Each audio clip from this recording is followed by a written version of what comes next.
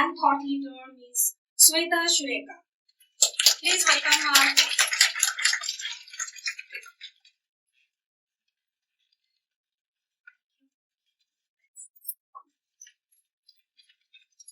Good afternoon, everyone, and thank you for a warm welcome.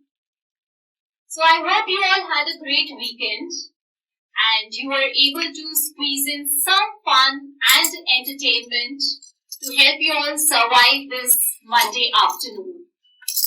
If not, I will try and inject some inspiration and enthusiasm into your day.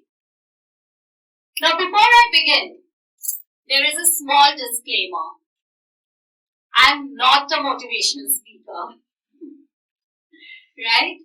I am a speaker and that is why I'm here, but not a motivational speaker. I see myself as a storyteller, and that is why today I'm going to share with you all a story. It is the story of a woman who, in her pursuit of her dreams and aspirations, has realized and wants people to realize that if you think that your life is tough, if you think that your life is difficult and you want to give up, then think again. By thinking this, you are being unfair to yourself. It is the story of that woman who wants people to know that at times the problems are not too big. We are too small to handle them. It is the story of that woman who wants all of us to realize that the true happiness does not lie in just success, fame and money. It lies within. It is the story of that woman who lives deeply in gratitude. Yes, it is my story. And today, I'm going to share with you all my journey, the mistakes I have made and the lessons I have learned, which has laid the foundation of who I am today, which helps me lead my dream life with my head held high. So to begin with, while growing up, I grew up in a typical middle-class Marwari family. When I was quite young, maybe around 8 or 9 years old, we moved to a nuclear setup. So while growing up, it was mostly my parents, my elder brother and myself. I had grandparents, but they were mostly traveling, around 8 to 9 months in a year. So it was mostly 4 of us. My parents had a very modern outlook. They were very liberal in their upbringing. Being a girl child, I was never differentiated. I never felt that I had any kind of restrictions imposed upon me or I was not allowed to do certain things. As a family, we were pretty close-knit family, wherein even as children, our parents made sure that we were involved in the little decisions of the house. We were given that voice and opinion. So that is the kind of upbringing I had. On the academic front, I was always a very good student, a very bright student. I would top my school right from the beginning. So right at the time when I was in class 8 or 9, I had set my goals and vision for myself. I knew very precisely that after my class 12, I want to take up economics as my subject. I wanted to graduate from economics as my subject, and that too from the top institute of India. I knew I had just shortlisted 2 colleges for myself, St. Stephen's Delhi and Lady Shri Ram College. I was absolutely clear that this is my goal. After that, I wanted to do my MBA and again from the top institutes, and then enter the corporate sector and gradually climb the ladder and reach in the top position. So right from the time when I was in class 8 to 9, I had my vision for the next 8 to 10 years. My class 11 and 12, my plus 2, went completely in working hard because I knew that if I had to get admission in my dream college, I had to put in that extra effort. And I did study really hard. gave my exams, my results came out. I had done exceptionally well. I did get admission to my dream college, St. Stephen's, with my choice of subject, economics.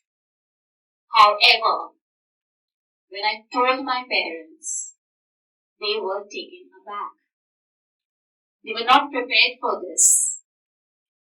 They did not allow me to go there.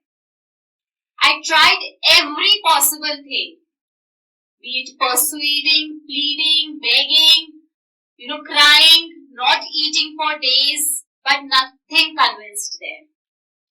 It was for the first time in my life I realized what it is to get so close to your goal and yet not achieve it.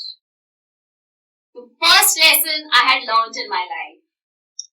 You may have perfect plan. You may have your vision set. You might just work really hard for it. And yet, you might not get it. This was the first lesson I learned in my life, which stayed with me, which has stayed with me till now.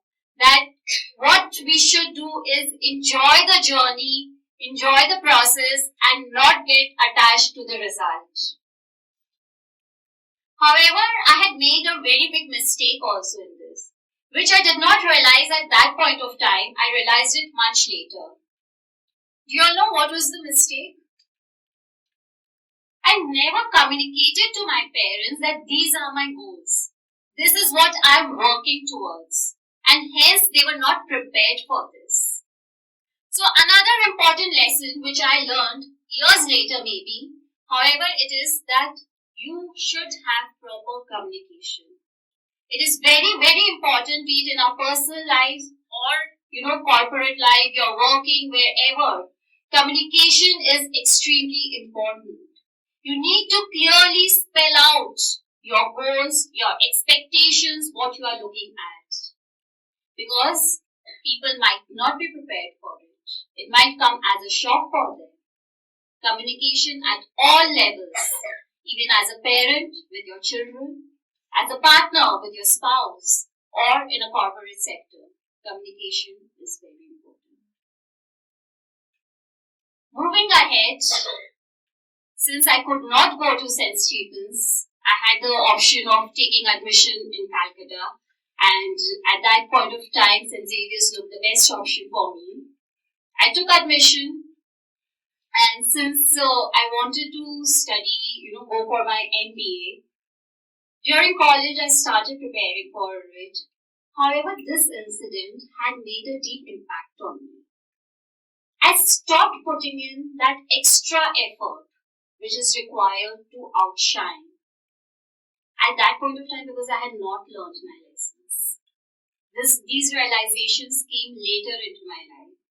So I stopped putting in that extra effort, and even without that, I would say I did fairly well in my college. I started preparing for MBA entrance exams. I appeared for it, and as expected, I wasn't expecting a call from an IIM because I had not put in that kind of an effort. Apart from that, I got admission into whatever other colleges I had applied to. This time, during my admission of college, my parents had promised me that when you go for your MBA, we will let you go wherever you want. And the reason I was given at that point of time that you are a girl child, and if we send you for your education right after class 12, we will think that we'll feel that we have already married you off, because then you would be visiting us only during vacations or holidays, and they were not prepared for it. However, they told that for an MBA, we don't really have an option, we will have to send you. So they were kind of prepared for it.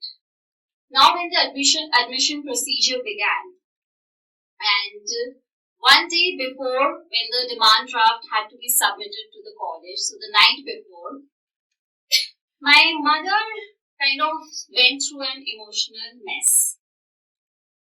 All this while she was, holding herself strong, and she kind of had an emotional breakdown. And we got a little scared because she had a history of clinical depression.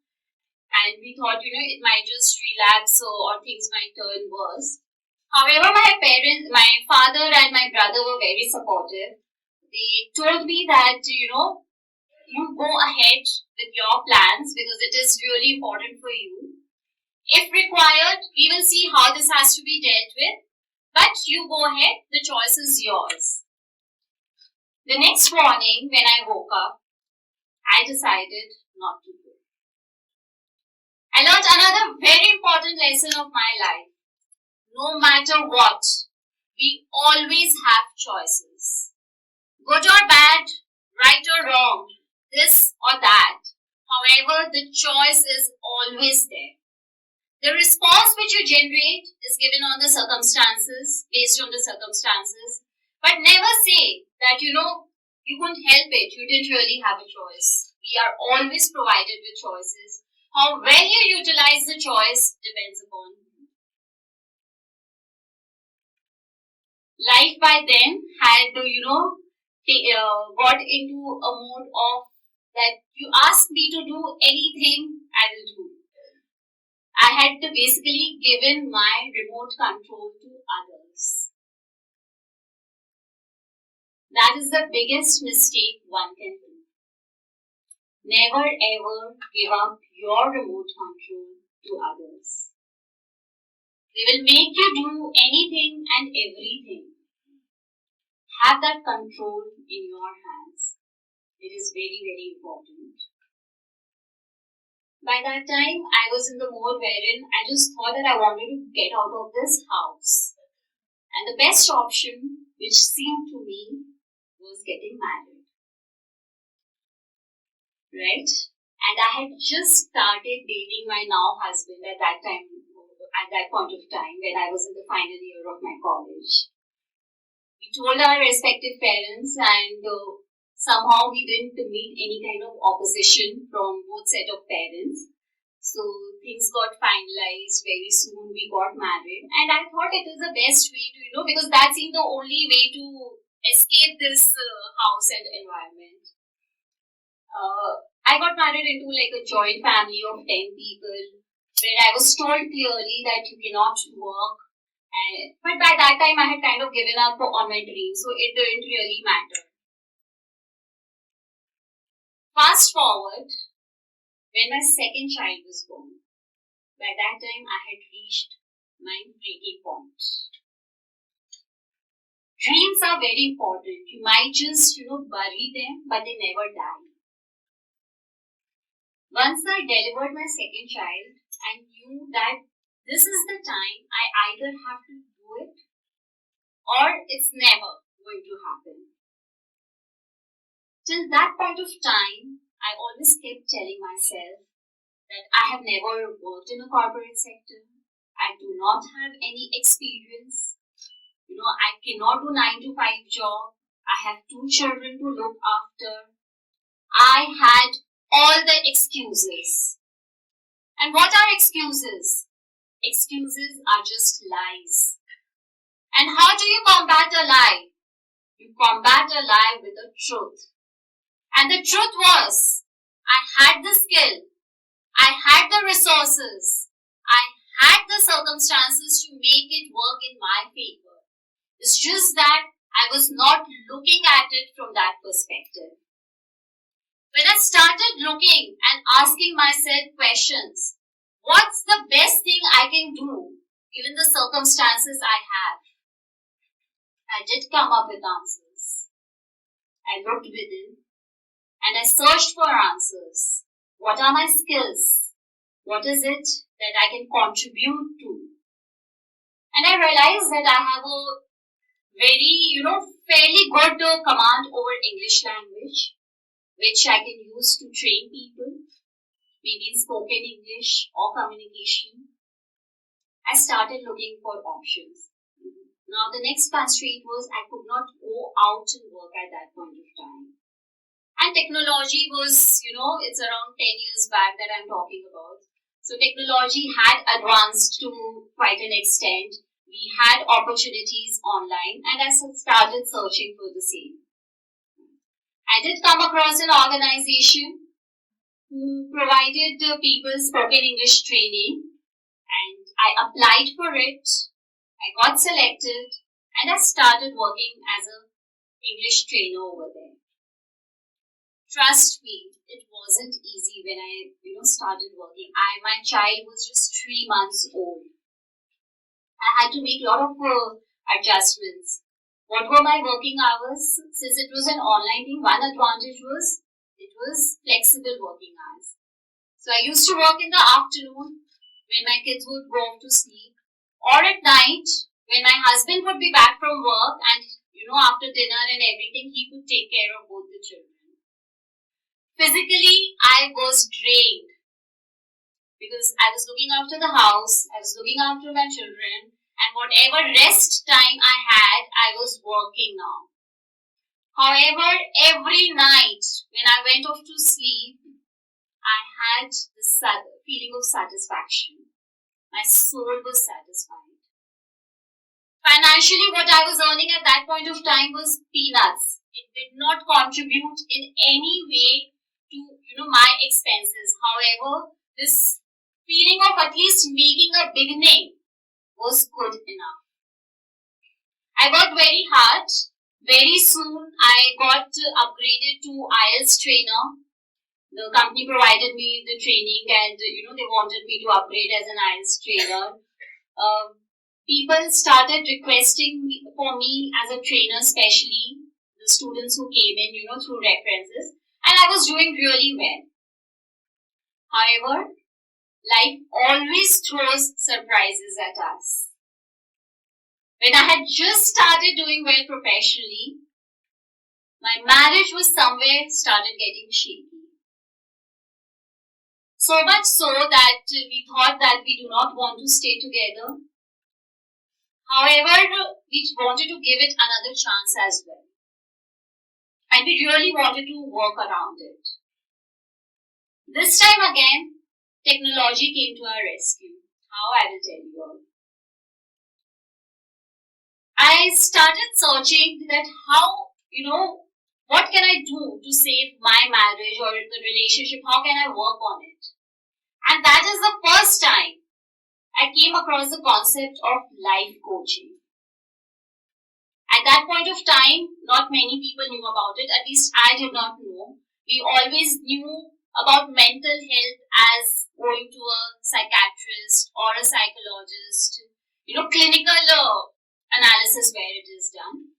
Life coaching was a completely new concept, wherein the mentor hits on your blind spots and asks you such intriguing questions, wherein that you have your realizations and your aha moments, and which can really turn around your life. Not only for relationships, but for any aspect of your life, for your work, for your goals, for anything. And we took those sessions. It's been quite a number of years since then, and we are happily married, staying together with our kids, and we are going strong.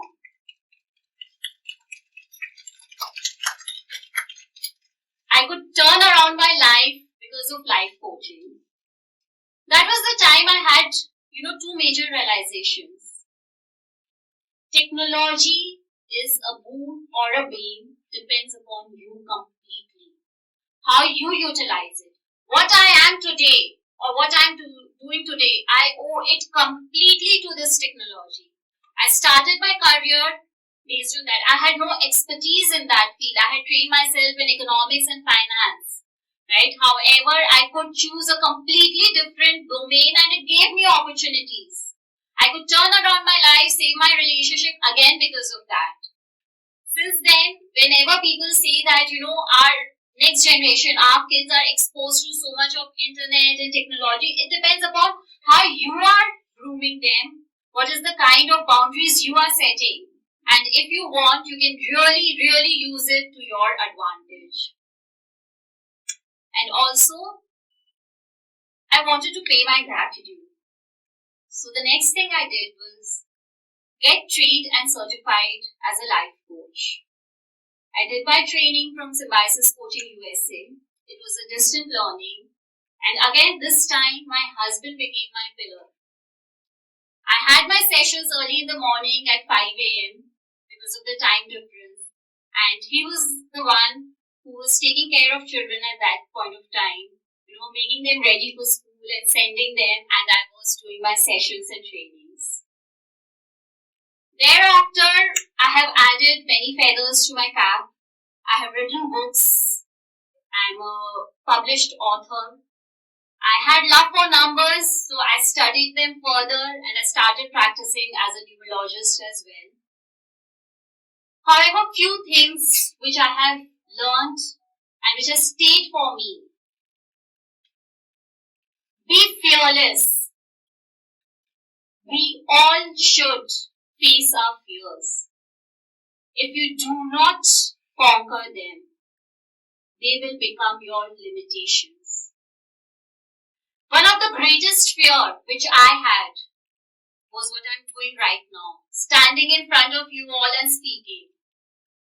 When I was in school, the fear was to such an extent that in a classroom, if the teacher asked a question, and in spite of knowing the answer, I would never raise my hand because the focus would be on me. The fear was such deep-rooted. However, deep in my heart, I always wanted to be on the stage, to be in that spotlight, to address people, to make a difference to others' life. So there was always this contradiction in what I wanted to do, but I was not able to do. Trust me, you all might find it funny. When I had started, training, initially when I used to get opportunities, I would say yes. But then deep in my heart, I would wish and pray that till the last day, that somehow the program gets cancelled. So that I don't have to face that. I don't have to be on that stage. The fear was such deep-rooted. But then I told myself, if I have to achieve my dreams, if I want to be where I want to, I have to face them. And I started working towards them. And today, as I stand here, initially I would literally shake. But now, as I stand here today in front of all of you, I can proudly say that I have conquered my fear. I did not let it become my limitation. We all must have some fears which is holding us back. Fear is just an imagination in our head. We all are imperfectly perfect. Would you all agree? Perfection is just a myth. We try to imitate someone. Those standards are set by the society. And in the process, we lose ourselves. I also try for perfection. However, for me, it's a little different in definition. I strive for perfection in the 7 areas, and the standards are set by myself, not what the society wants me to do. When I say perfect, P for me means physical appearance. Of course, it is very important for me how I dress, how I look, how I stand, how I talk, how I carry myself, but I do it as per my standards, as per what I deem fit for me, not what others want me to do. E stands for me for energy, both physical energy and mental energy. What I eat, whether I am physically fit or not, if I am exercising regularly or not, because if I want to be at the top of my game, I have to be physically fit. As well as mental energy, what content I am consuming, what are the people I am surrounding myself with. It is very, very important for me. R for relationships. What is the kind of relationship I have with myself before I have with people around me? Do I love myself enough? Right? And then only I can nurture the perfect relationship with others. F is for the finances. Who says money can't give you happiness? Can we all survive without money? No, we do need to take care of our finances. When people say that, money is not important or it is the aspect you should really bother about, then it is an illusion. Right? So finances has to be taken care of. You have to continuously strive to improve yourself. If you have certain ambitions for yourself, if you have, certain indulgences for yourself, then you have to take care of your finances. And there's nothing wrong in it. E is for emotions. You have to recognize what emotions serve you, what emotions work for you, and what emotions do not work for you. I would like to cultivate more of compassion, kindness, right? And like to do away or work on areas like my anger, stress, anxiety.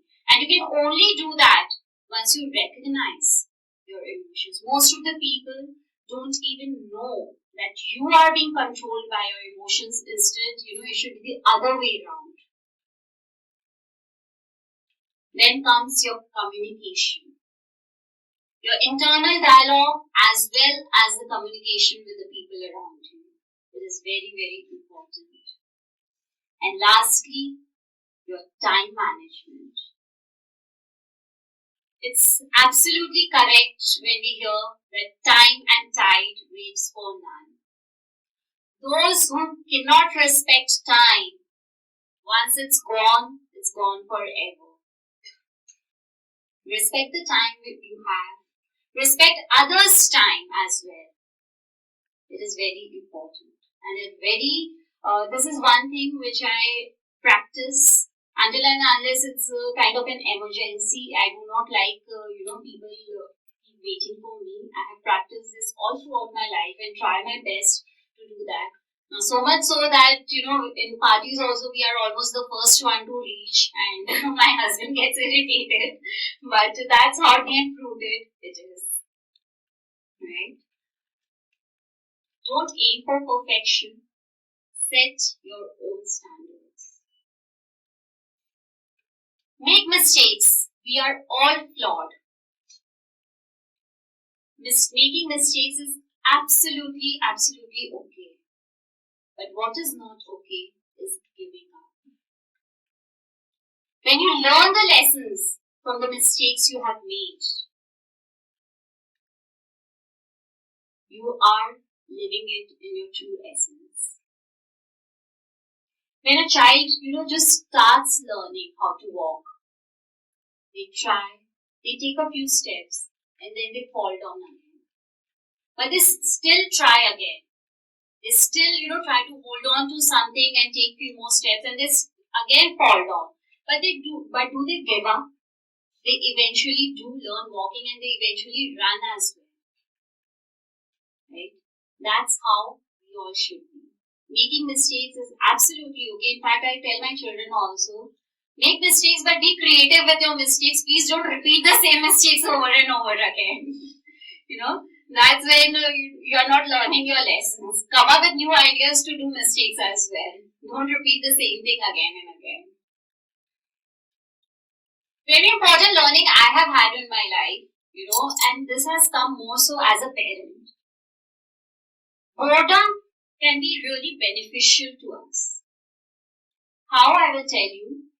In this Asian era, we are all always running after one thing or the other. There's one agenda or the other in our minds. Only when you're bored, or I would say when you have some time, that is the moment when you can sit in silence. That is the moment when you can let your mind relax. That is the moment when you can come up with great creative ideas. If your mind is constantly engaged in one thing or the other, you will never be able to think out of the box.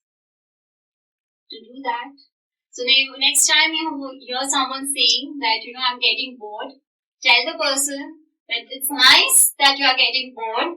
Now utilize the time to come up with something nice and new. And let's see if the person is able to, think out of the box. So getting bored is not a bad thing. Dream big. Set your goals so high, that you really have to strive for it, and only when you set your goals high enough that you will land somewhere on the stars. If your goals are only not high, not big, then what will you strive for? To achieve our goals, one very important thing is how you train your mind. Would you all agree that our mind plays a very important role? How you train your mind will determine to a very large extent the course of your life. Today, if you will permit, I will like to give you all a very small demonstration of how our subconscious mind plays a very important role in achieving our dreams. Shall we? Okay, so before we begin, I want you all to at least, think of a person like whom you would want to be. The qualities of that person who is your idol. Right? So that when we do the exercise, you already know who that person is. It can be anyone. It can be, some celebrity, your parent, your siblings, your friend, or anyone whom you idolize, whose qualities you would like to have in your life. Let's take a minute and, think, have that person in mind, and then we'll do the exercise.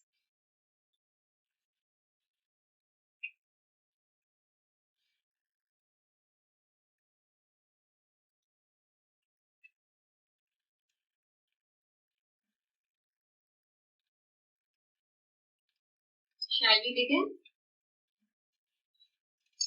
Okay. I would like you all to close your eyes.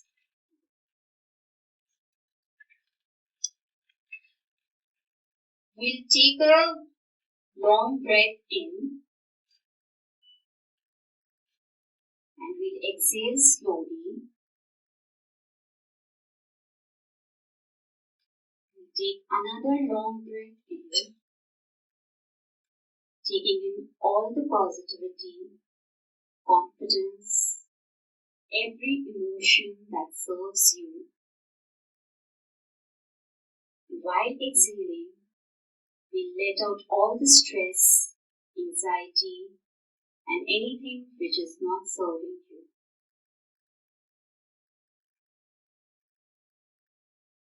We'll take another long breath in and we will exhale slowly.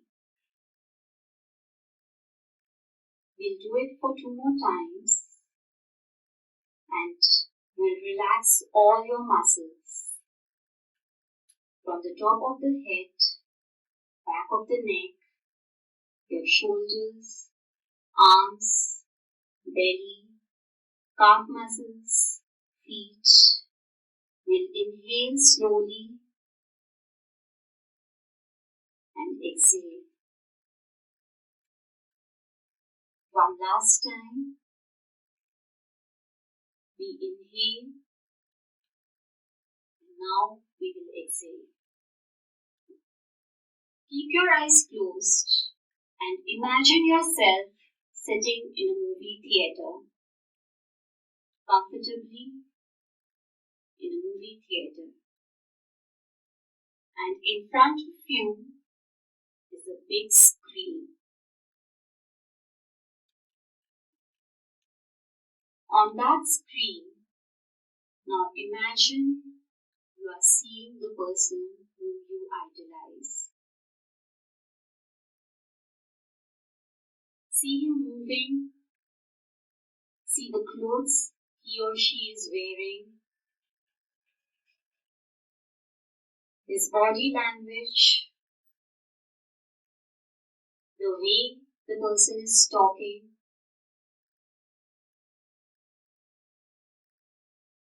person's hand movements, gestures,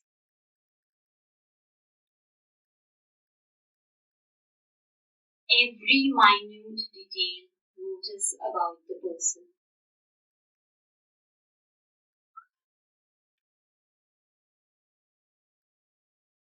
Is the person standing still or moving around? How he is interacting with the people around him or her. Every smallest details.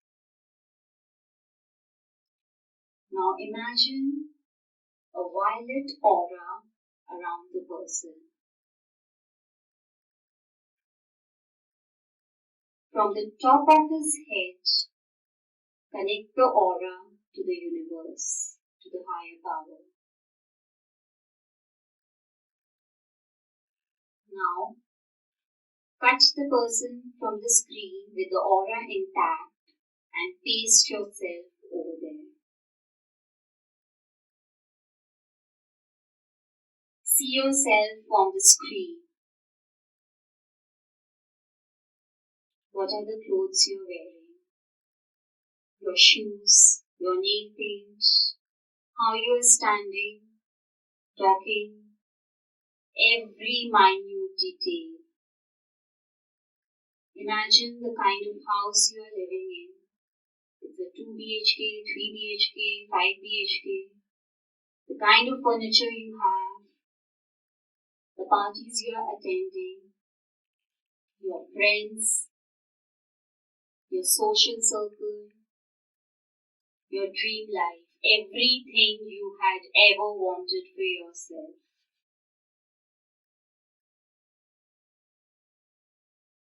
Go in as much detail as possible.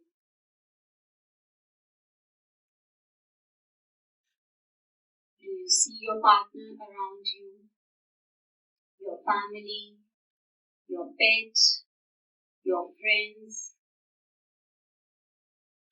How you are interacting with your close ones? What is the kind of life you are leading?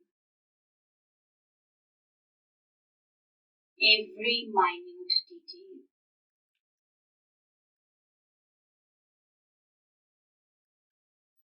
Now, at the count of 3, with a loud clap of your hand, you will all open your eyes. 1, 2, and 3.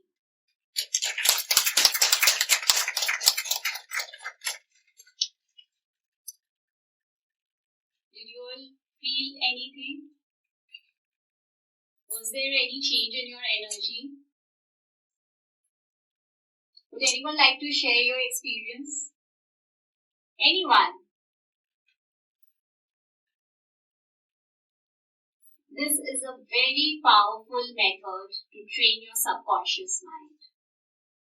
You can set any goals, any dreams, and if you do this exercise regularly, before going off to sleep or the first thing when you wake up in the morning, your subconscious mind gets trained. See, because why I am doing this is just saying that, dream big is not enough. How can we achieve them? Definitely we need to work hard. We need to put in the effort. We need to take actions. However, if in your mind you constantly keep having that negative chatter, that how can I achieve this? It is not possible for me, right? Because we often contradict ourselves. At one hand, we want to achieve something. However, on the other hand, we contradict ourselves by saying that it is not possible for me. We are more focused on how we will reach there, right? So it is very important that we train our subconscious mind. Once you train that, you will see that things start happening for you. We all have heard about manifestations, right? Manifestation is nothing but training your subconscious mind. And it is one of the very powerful exercises which you can do. And if you do it for just 21 days, you will see a difference.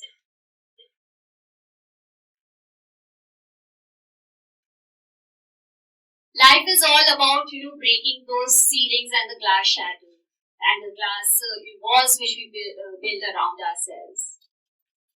It is our creation which holds us back, which limits us. If you can break that, and how will you do that? Through motivation. Motivation is very short-lived because see, for motivation you don't need to call me over here, right? You have enough content on YouTube, on internet which you can consume. Only when you put what you learn into action in the next 48 hours, that is when it makes a difference. Otherwise, no amount of reading books, listening to someone, or consuming the content over an internet will help you. Start taking the action. Grind yourself. No one has ever achieved anything in their life by just sitting or not working hard. Whosoever has reached those heights has really gone through the process. Today when I stand here, trust me, my journey was not easy. It's not easy yet. However, I took that grinding. When I was managing 2 small children and working at odd hours, physically I was completely drained. Yet I did that because I wanted to achieve my goals. Someday maybe I will talk about my entrepreneurial journey. And then you will all know that it is not easy, but definitely it is soul satisfying. I just hope that today you all have something to take back, and it gives you all a nudge in the right direction. Thank you so much for having me here and listening to me. You all have been a wonderful, wonderful audience. Thank you so much.